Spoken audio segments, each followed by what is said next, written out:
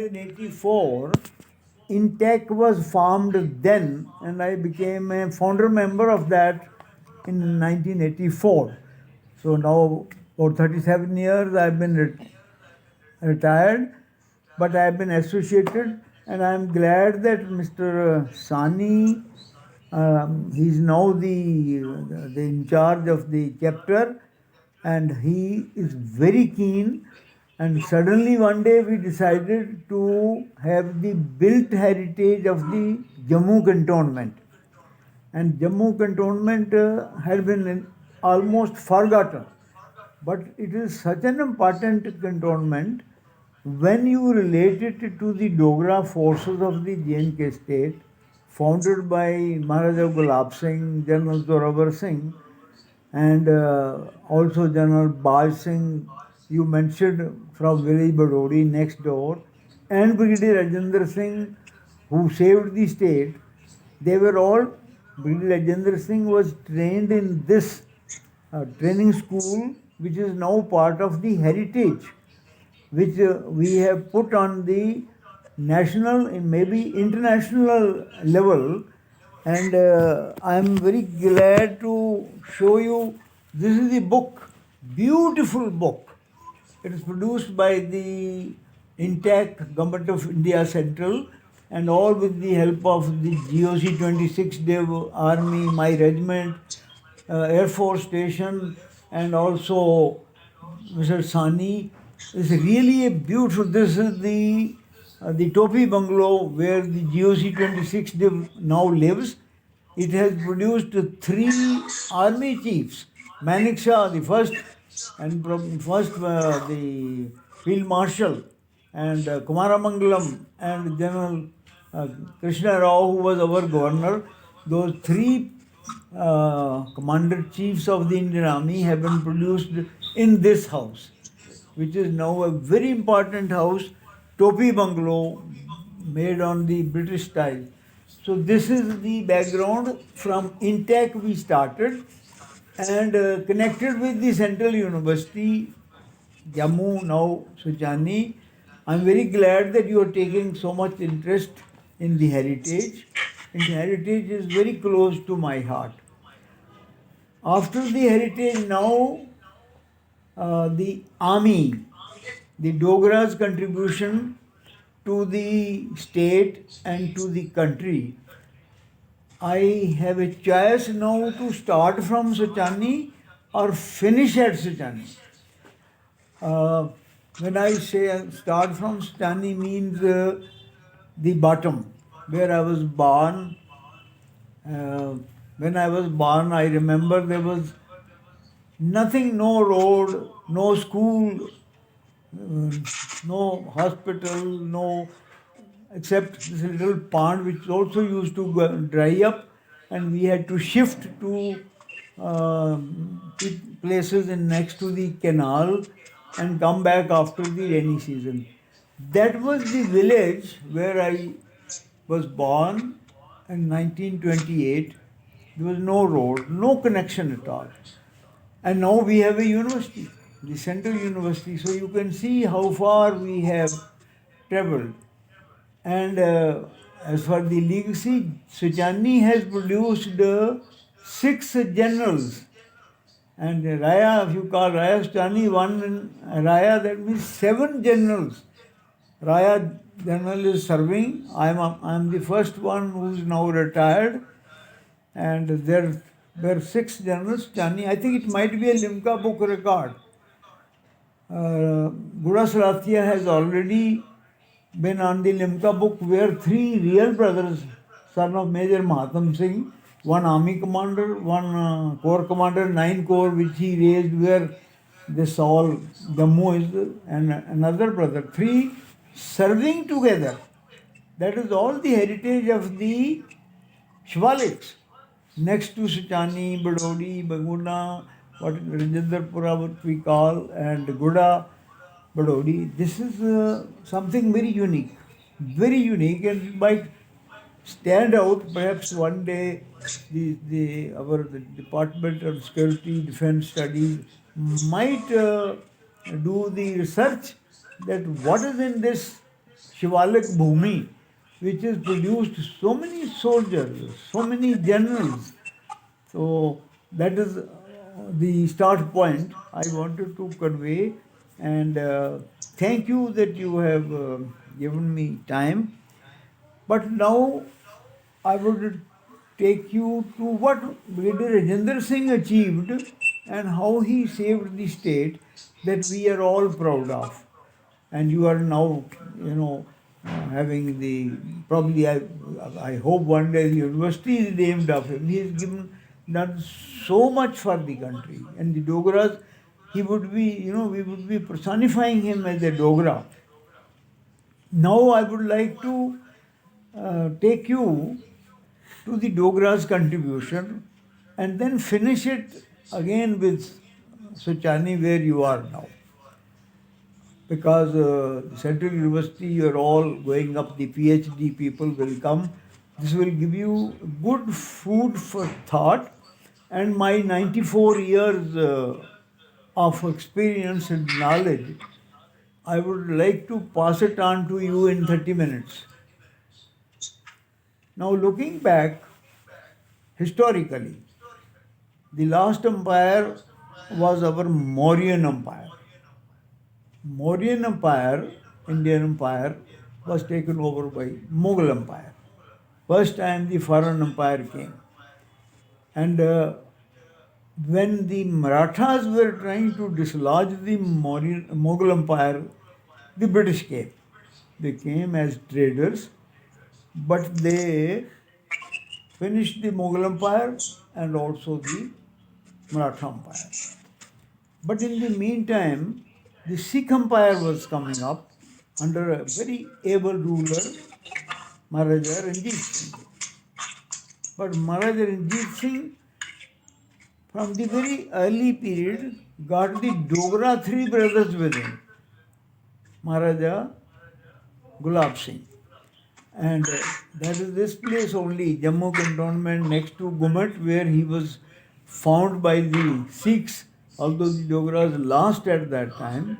He was 16 years old, but he was picked up and he became the general. Later on, one of his brothers became the prime minister. Third brother became the interior minister, more or less. So they really helped Maharaja Ranjit Singh to establish the Sikh Empire. I personally feel if these three brothers had not joined Maharaja Ranjit Singh, perhaps Maharaja Ranjit Singh would have found it very difficult to establish the Sikh Empire because those missiles were always fighting among themselves and they would not spare even assassinations. They would let anybody come up. So the Dogra's contribution in forming the Sikh Empire is no less. And we are grateful also to the Sikhs. They helped ultimately Maharaja Gulab Singh to become Maharaja. Of course, his general Zorawar Singh, when he made him the governor of this Bhadrawa, Kishtwad area, and he raised this force, went across, captured Ladakh, then Gilgit, Baltistan. Never before any general, anybody from India, from the plains had gone across the Himalayas and captured and added strategically important areas which provided strategic depth till today. Today, China is kept away because of General Zorawar Singh's contribution, Dogra's contribution, Maharaja Gulab Singh's contribution. Imagine now, if Ladakh was not conquered by us, where would be China today? It would be in Kashmir, and Kashmir means Pakistan. So, that is our contribution in establishing the Dogra Empire alongside the Sikh Empire. But when the British conquered the Sikh Empire in 1846 and they didn't have money to pay, and British always was a company, they only were interested in money, and they knew Maharaja Gulab Singh had the money, who had saved rupee by rupee all his life. So, what they did, they suggested to him that you take the Kashmir and sell it off. Very clever of the British. They knew that overall suzerainty was the British. So they say, even if they sell him, get the money, and still Kashmir and the state would be more or less under them. This was very clever. And after that, for 100 years, they kept on fingering the Dogras. Maharaj Ranbir Singh, Maharaja Hari Singh ultimately. Although we captured, we conquered, we protected, gave a lot of lives, but J&K state was Dogra Empire. It was called Jammu, Kashmir, Ladakh, Gilgit, Baltistan, Tibet, Ha. That was the name of the empire till 1840, until 1947.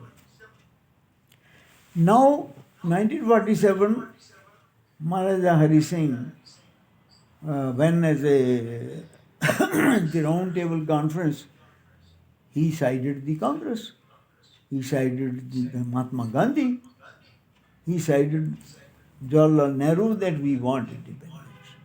And the British then ensured that the J&K state was either taken over or merged with somehow with Pakistan, and they created Pakistan for themselves. World War III, they were planning, and Russia, China, and in this area of the what we call Gilgit Baltistan is so important strategically. We call it the strategic heart of Asia. That is the problem. And the now look at, I want to give you something which many people don't know, and very few know it, they don't speak about it. Although it is written also in our manuals and books. What happened exactly, how the J&K state was invaded by Pakistan. This is a very important issue which needs further research also. That's why I thought I'll give you two things from the 47 war for you to think in future. I'll take you back World War II, where 4 J&K, which was in 47 at Muzaffarabad, this was a fighting under Field Marshal Auchinleck and Mountbatten, where in Burma. And 4 J&K did a great job. They earned 5 military crosses under Field Marshal Auchinleck.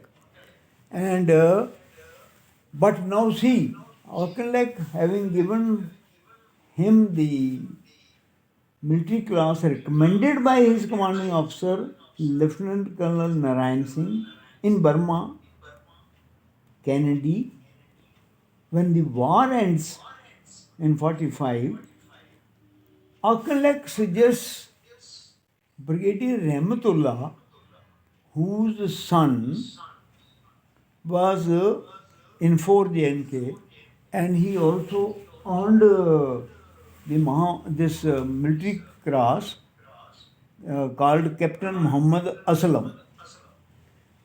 And he asked him to resign the J&K state forces. Can you ever think of it?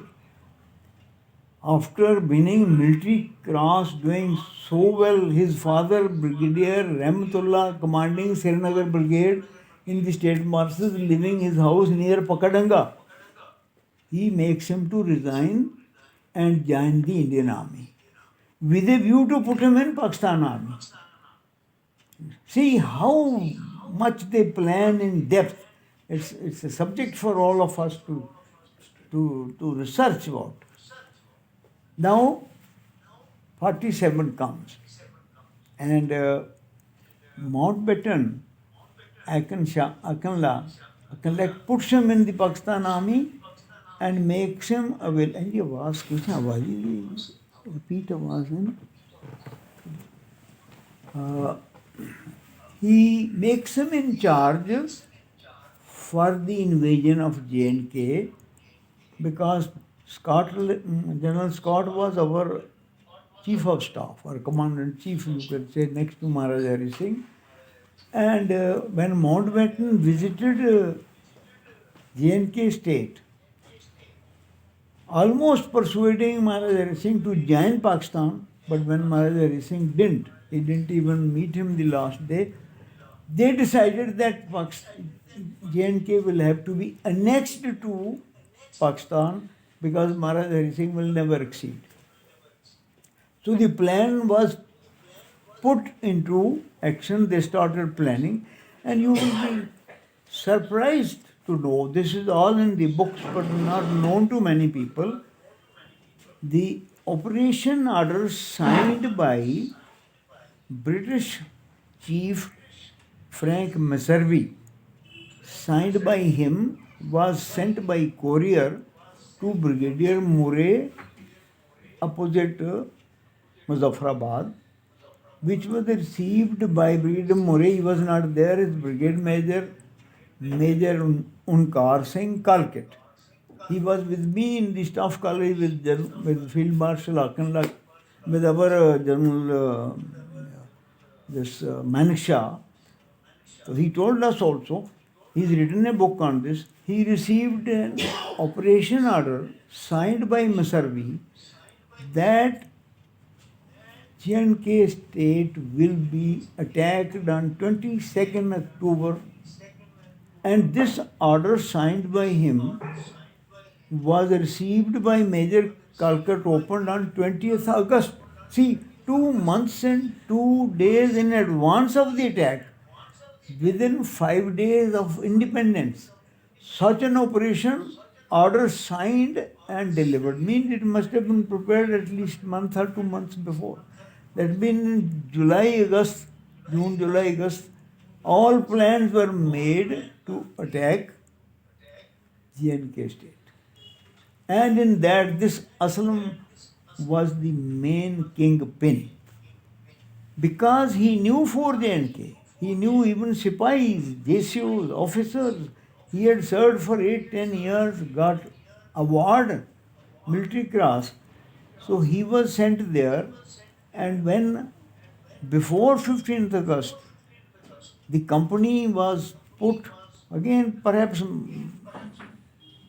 General Scott might have also advised the CEO how to put the troops and put the company in such a way, Muslim company, across, on the border, Kishan Ganga entry bridge, other side that, and those Muslim, there is a pure Muslim company, they used to go even for prayers and to the next mosque inside Pakistan, and there this officer, Aslam, and all these people completely convinced them that on the D-Day was the 21st, 22nd night, they will massacre all their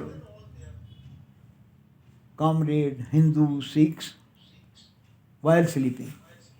This was the plot, and this whole plot in the army is planned called D-Day. D-Day is the day on which the operation takes place. And this D-Day they had fixed in relation to Dussehra.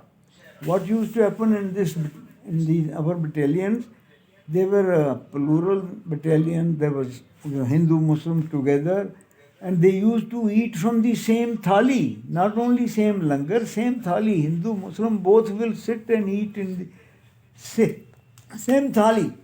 That was the kind of the pluralism was there with us. And so nobody suspected. Next day was the Dussehra, and the tradition was that on Dussehra, these people, Hindus will celebrate Dussehra and the Muslims take over the duty. And on the Eid day, the Hindus do the duty and Muslims have a full holiday. This was Dussehra, so Muslims took over all duties, their weapons were collected, put in the coat, locked and the key lost, with the result that they at night they were all massacred. This is the reason why there was even the small setback, although the Rajendra Singh later on came and managed even this, and in spite of that, there was no chance. I don't know how Kashmir was saved. I was there myself that day. All this was happening in front of my eyes. We've been telling the people, but they hardly listen. Now I had to write a book on this. Here is the book which I have just written. All these details are given. I hope people read them now. And this is all authentic, I am saying. Every word is correct. This fellow is responsible, who was later given the highest award. He became brigadier. And then after, up to Baramulla he accompanied. And thereafter, this Captain Muhammad Aslam was also sent to Gilgit, and he took over from Major Brown, and then he fought for a full year against own troops, because there also there were Muslim troops. So he knew he completely purged the state forces.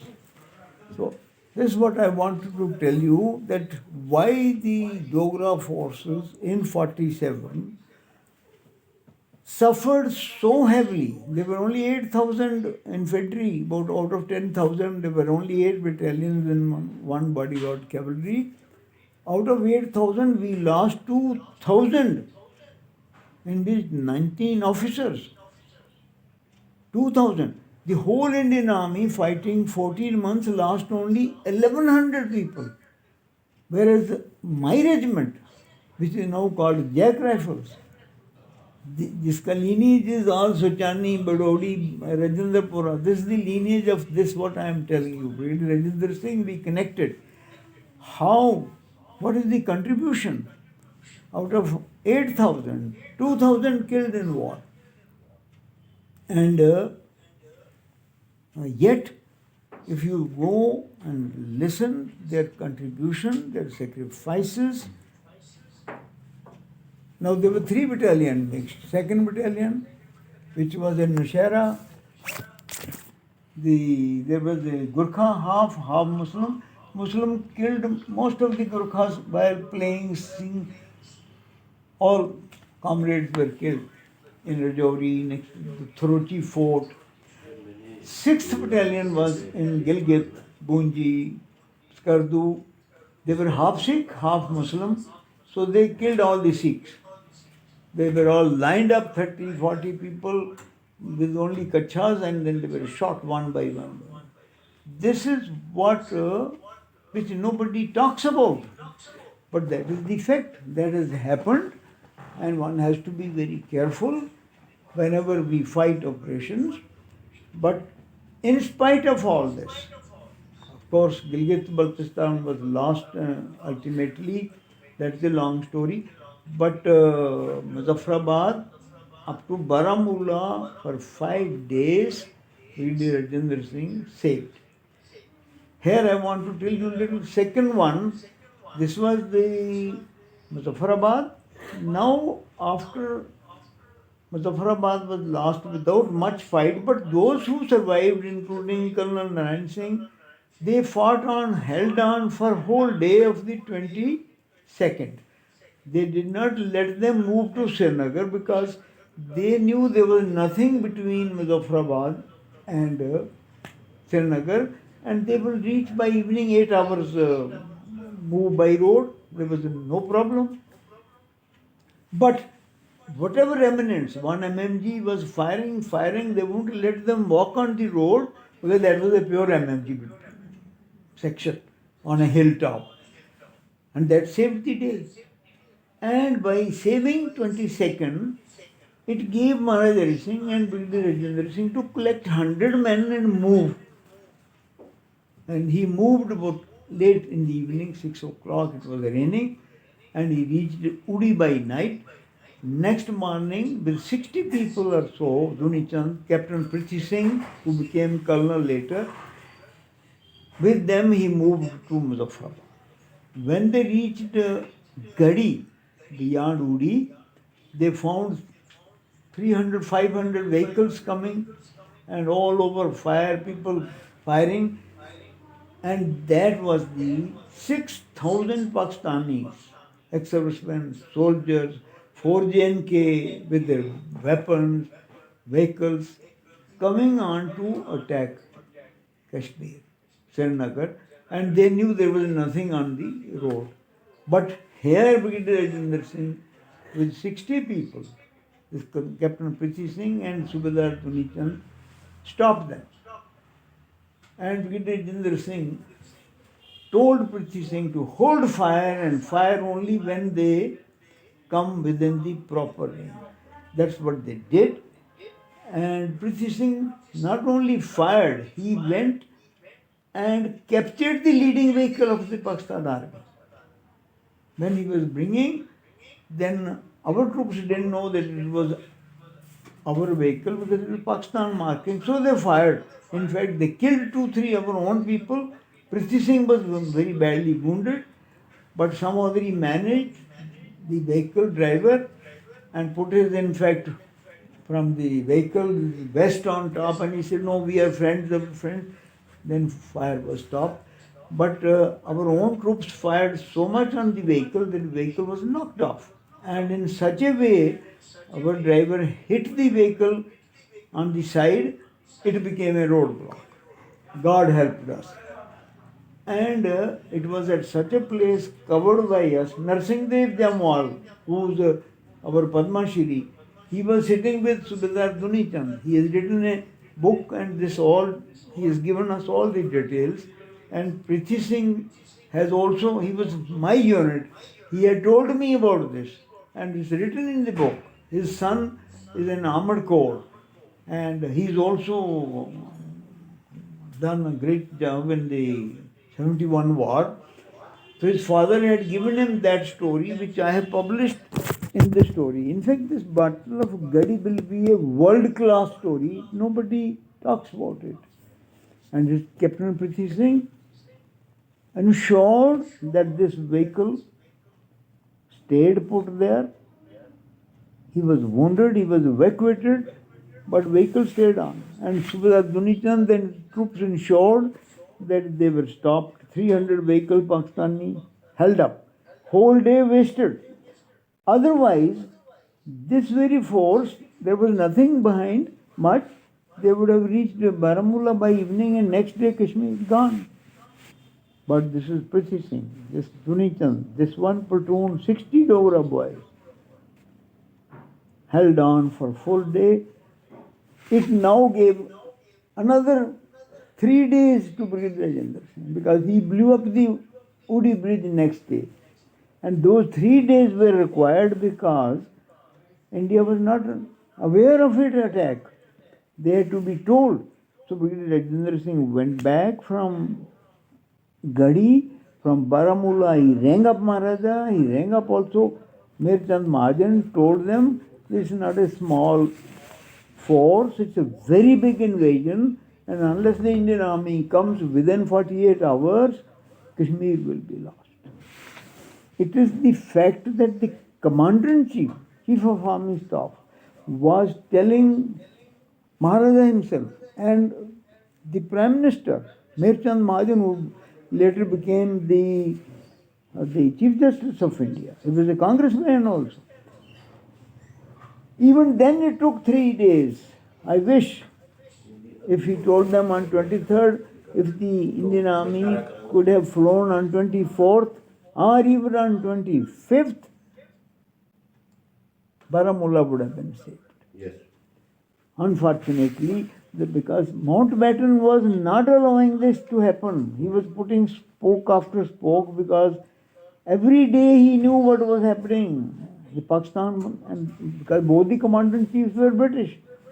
Our commander-in-chief in Delhi sending these forces was British. He was talking to Pakistan army every day. And Mountbatten knew kahan pahunche hain. Then even then he was saying, no, nothing, you go and find out. He sent Menon to find out whether there was any enemy or they were only sort of afraid of this. He knew everything. So we people don't know. That is the problem. I don't know why the British and our government of India. It is all written in this book, in this another Ministry of Defence book, all written about it. But that book was never published till '87. I knew it, but book was not published. And now even after '87, people don't know where is that book.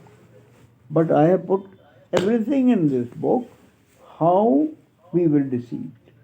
But in spite of that, we Gadi battle and Muzaffarabad, Brigadier Rajendra Singh's Udi blowing up, Kashmir was saved. And if it was Kashmir was gone, then you can say even Jammu would have been gone. Nobody would have bothered about this. So this is the role of the J&K state forces, the Dogras, and the Rajendra Singh next door village. This is the complex where this universities come. So I say that this heritage, this history must be known, must be studied by our future generations, because the war is not over. In fact, it is intensified with China joining in now, and future J&K state will always remain on the front. That is the overall picture about the state. And now within this, I've told you that Barodi's contribution, two brothers, General Baj Singh and his brother General Beja Singh, and also told you Rajendrapura. Now in my village there are six generals. General we say because there are only 600 generals in the whole Indian army of 12 lakhs. So that is one rank, how one reaches from the area you see every day. We have many others. The Everester, somebody has gone 3 times Everest from Barodi, is also from Army, Colonel Ranbir.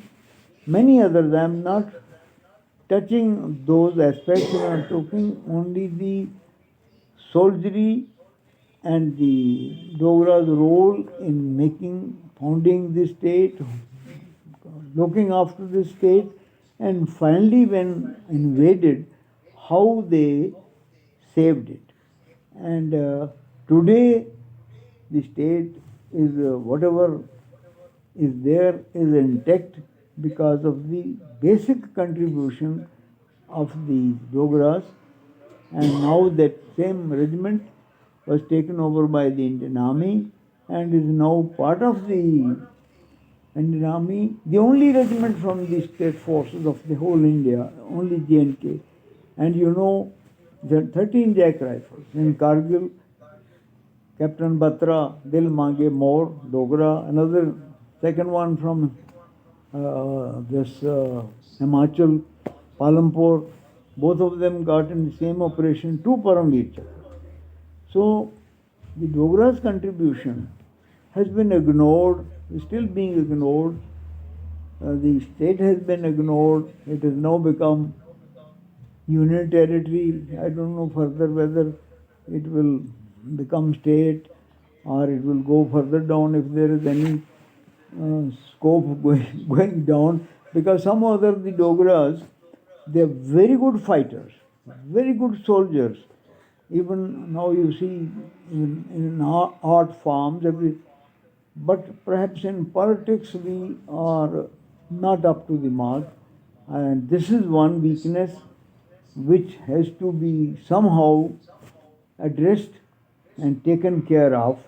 Otherwise the work done by the soldiers, contributions by the soldiers will go waste. So this in general is the legacy of the Dogras, and it was only a sort of a indicator that I picked up the two villages and connected it up with our heritage. And I hope I've been able to convey in such a bird's eye view in 40 minutes. If you have any questions, you can ask. Thank you. Thank you so very much, sir. General Jambal, sir. It was